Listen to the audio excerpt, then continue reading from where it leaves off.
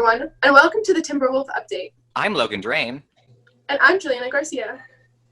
Okay, guys, we were off for 5 months, and conveniently, the world fell apart. School was canceled, we all got stuck at home, and the world ran out of flour, butter, and chocolate. Yes, it appears a recent trend in baking from home induced by coronavirus has led to a shortage of these essential ingredients. This shortage appears to be due by the colossal culinary confections of JFK student River Crowder, pictured here.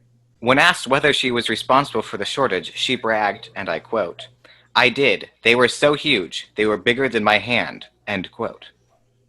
Wait, what was that?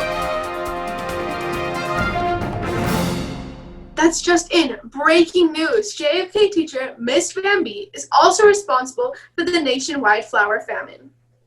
Newly leaked text messages show evidence of her baking activities throughout quarantine.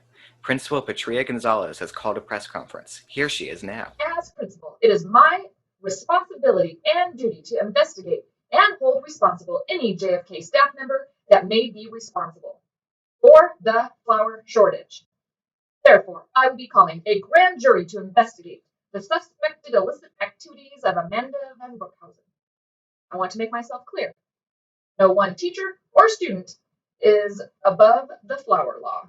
All who are guilty of violation will be prosecuted to the fullest extent, revoking baking privileges for a minimum of 10 minutes up to a maximum of 1 hour.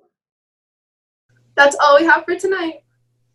Join us next time for an exclusive interview with the Flour Fugitive, Amanda Van Brookhausen.